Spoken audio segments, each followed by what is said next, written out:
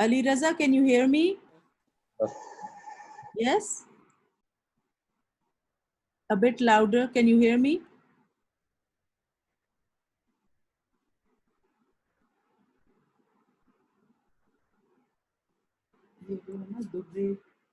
Phone भी नहीं पूछ लो, यहाँ एक्टिव हो गई है, यहाँ पे चाहे कोशिश करो ना भी रहो।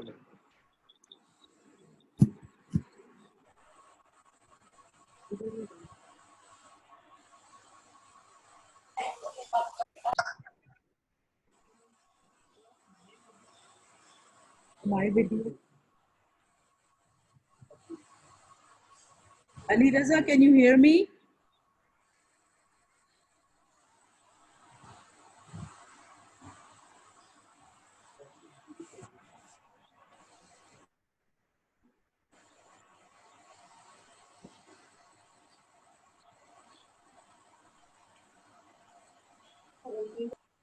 आवाज आ रही है?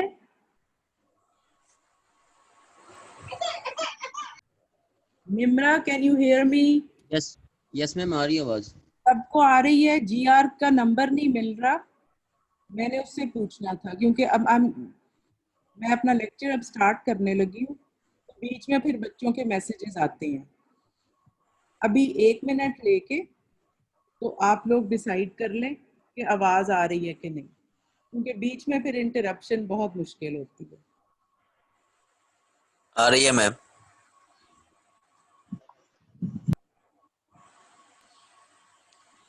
चलो, I'm going to start now. Today we're going to talk about what we discussed earlier. We talked about the development of the cardiovascular system in embryology. And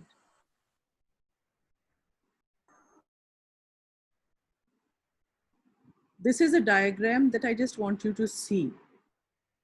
And I'll explain the diagram.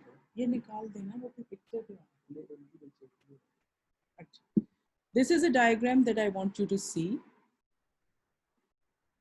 And this is actually the heart tube that we talked in the last lecture we talked about. And the heart tube we said was endoderm lined. Then there was extracellular matrix in between, this blue line, which is called cardiac jelly. This is basically extracellular matrix with a concentration of hyaluronic acid. And this is the myocardium, the red line that you see. So this is the lumen of the heart tube, endocardium, cardiac jelly, myocardium. Now I said the cardiac jelly is a temporary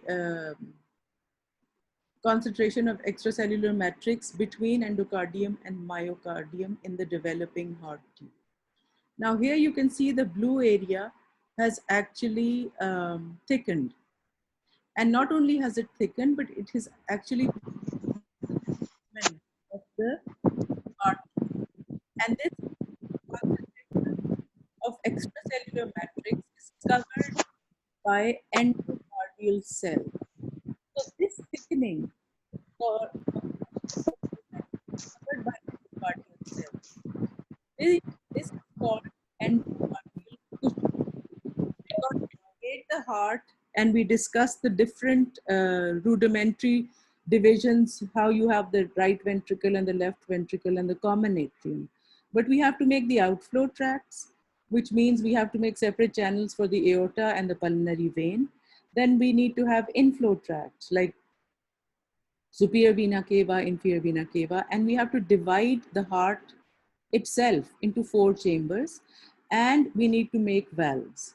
So now we have to start dividing this heart tube, which was bending and rotating, but it had no definite septum to divide one portion from the other. So these endocardial cushions are one way in which this heart tube will be divided, and they will then come into close ends, and then they will meet. What they're showing you here is actually migration of the endocardial cells, because gradually the extracellular matrix will lessen. But endocardial cushions are made by the migration and aggregation of the extracellular matrix cells covered by endocardium. All right. Now we have to, these are called cardiac septa because you have to make the interatrial septum, you have to make the interventricular septum, then you have to make the atrioventricular septum. And when you make the AV septum, you have to, they call it AV canal. Why? Because those, the atrioventricular septum has connections or communications which are called valves. We've studied this in mitral valve and tricuspid valve. So all of this division is now what we're going to talk about. By the day, between day 24 and 37, you have two ways of septal formation. One is endocardial cushions, which I showed you the picture. Certain area of the heart tube, there is proliferation of cellular matrix or cardiac jelly. This extracellular matrix is covered by endocardial cells, and this thickened extracellular matrix covered by endocardial cells is what we call endocardial cushions. They will develop in the AV canals. They will develop in the conotruncal region. What is the conotruncal region? We said there was a region which is called the bulbus cordus.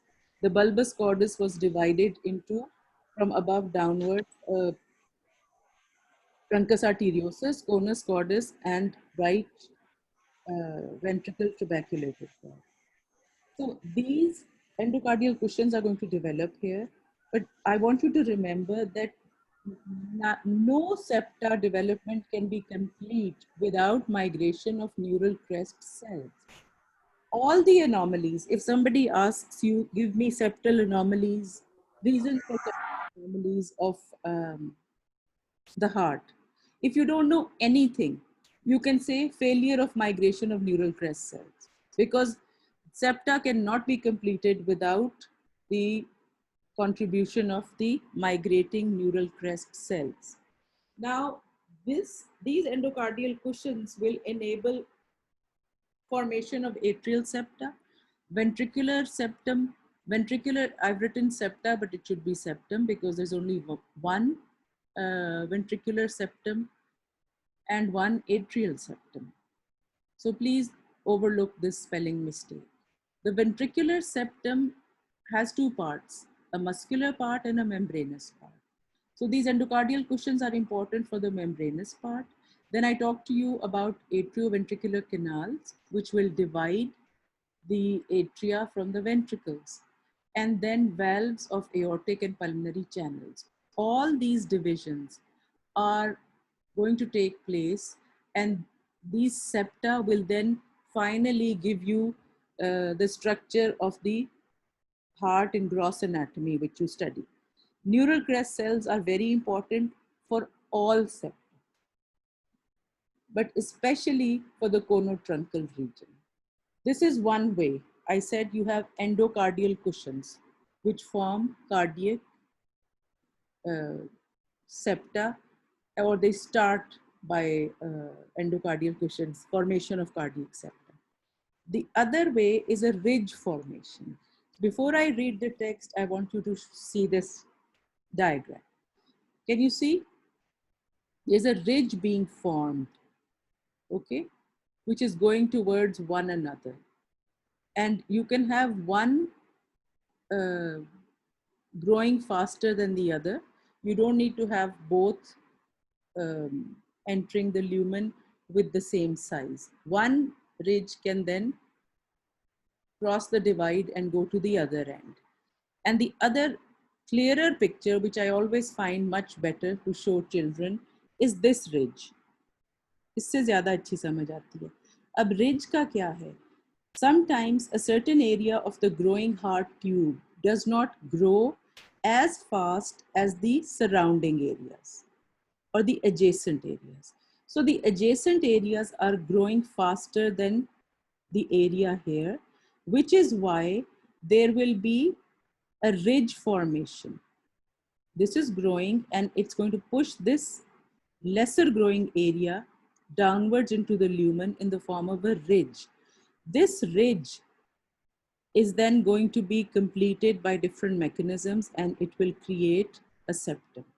Here they've tried to show you, if you can, for your understanding, this can also be how we talk about the partitioning of the two atria, because initially you have a common atrium, but gradually in this lecture we'll learn how the common atrium is divided into right and left ventricle.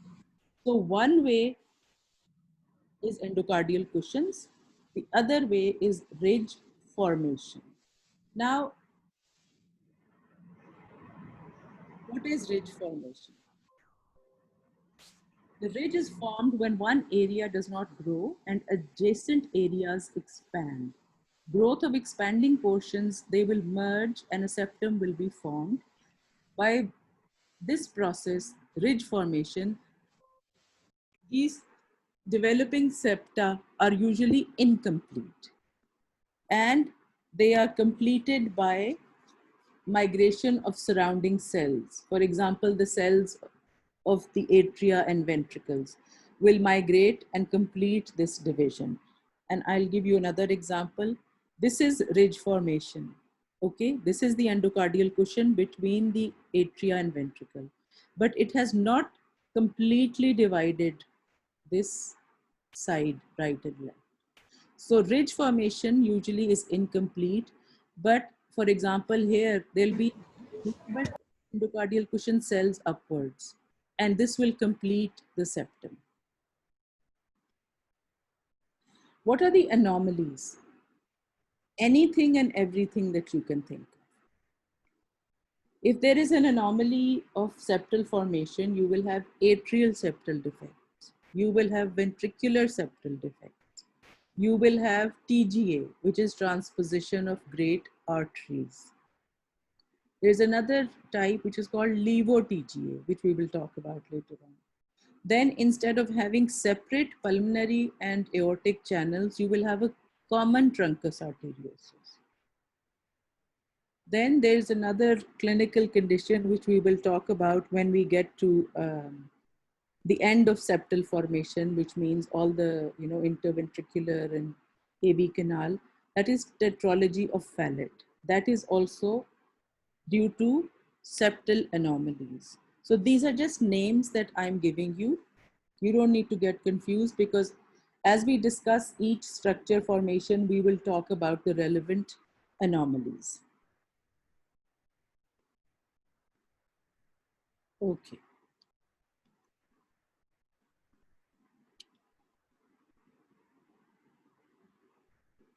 Now we have to talk about, right now, I'm going to talk about the formation of the interatrial septum.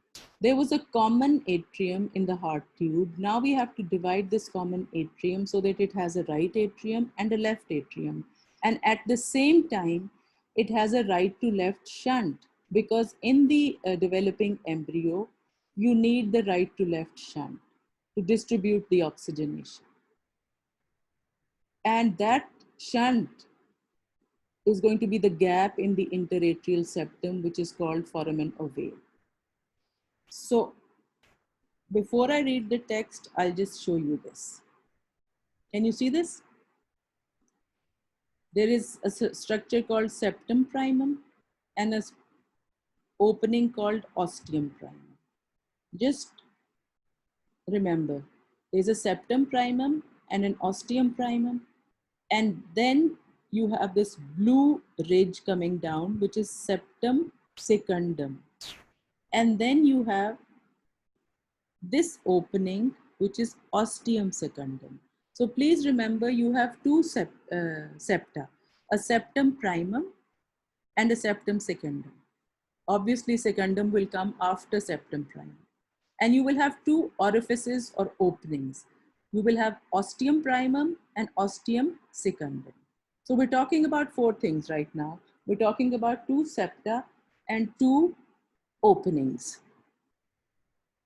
At week 4, a sickle-shaped ridge from the cranial aspect of the atrium, common atrium, extends into the common atrium, and this is going to be called septum primum. Septum primum will move down towards the endocardial cushions present in the atrioventricular canal, but it will not completely come down and meet those cushions. So there will be a gap left. That gap left between endocardial cushions and septum is called ostium primum. Here, this septum primum is from the cranial part of the common atrium. This is a ridge which is coming down. Okay, this is the endocardial cushion. We will discuss this formation later on, how the AV canal is formed. But the endocardial cushions are present in the AV canal region. But the septum primum does not make a complete division. There is a gap between the septum and the endocardial cushions. This is known as ostium primum. Now, as there is growth of the right atrium and the left atrium, growth of the right atrium and incorporation of the sinus horn that we talked about, which forms the smooth-walled part of the right atrium, it produces another ridge, which is known as septum secundum. But we have to keep this right to left shunt. So what happens? Gradually, septum primum will meet the endocardial cushion. But before this union is complete, the cranial end of the septum primum, some cells will undergo death and degenerate, so that before the ostium primum is closed, there is a gap in the septum primum cranially, which is called ostium secundum. Because we have to keep this communication in intrauterine life.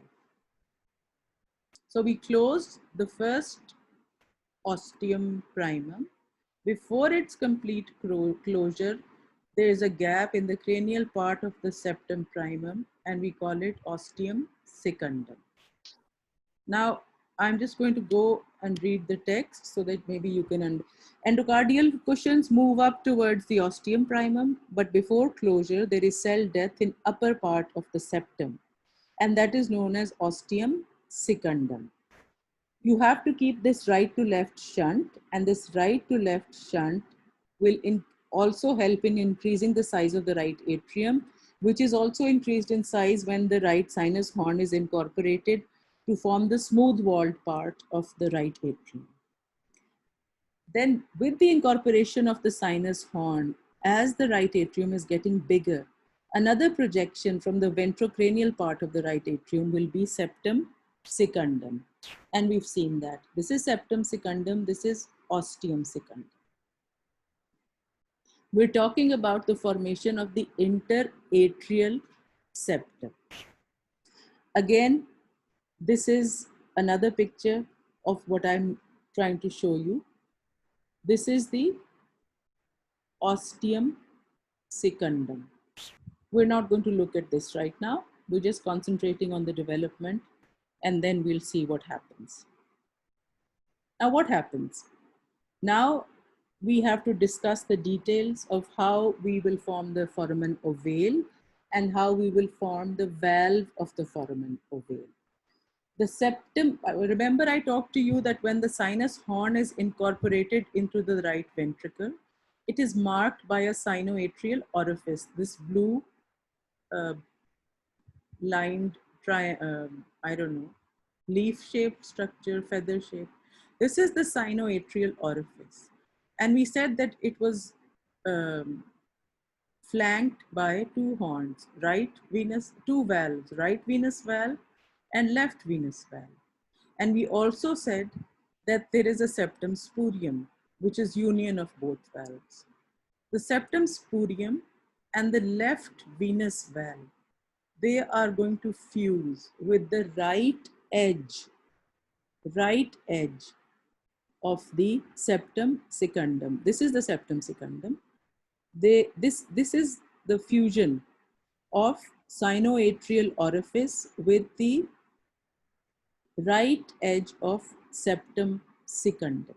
So what do you have left? You have a free concave edge, and that free concave edge is going to overlap this ostium secundum, but this overlap will not close the ostium secundum completely.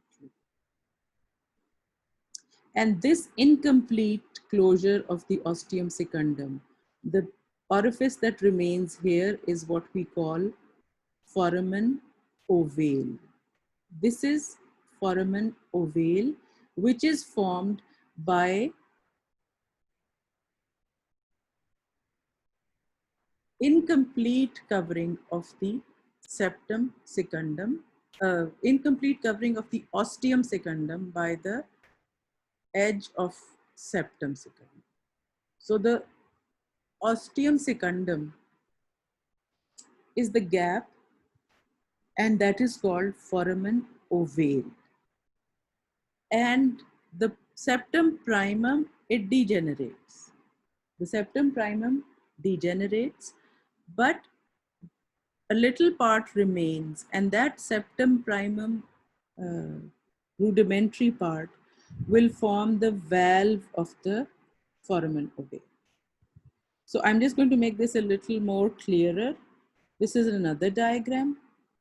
I've told you this, that this is septum primum coming down. Before it meets the endocardial cushions, this is ostium primum. This will close, but before this closure, there'll be cell death here, and this will form the ostium secundum. And then you will have this communication. This is right to left shunt through ostium secundum. And then subsequently, what will happen? Subsequently, you will have this arrangement: septum secundum, septum primum, ostium secundum. Okay. Now this septum secundum here is going to move down here, and it will try to close this ridge. But this closure will be incomplete, and the remaining septum primum will cover this flap like this. So this will be the valve of the foramen ovale. And finally, I think we're running out of time. You need a right to left shunt before birth. So there is high pressure in the right atrium because it is getting all the blood from different parts. There's low pressure from the in the left atrium, and you need this shunt to keep things going. This is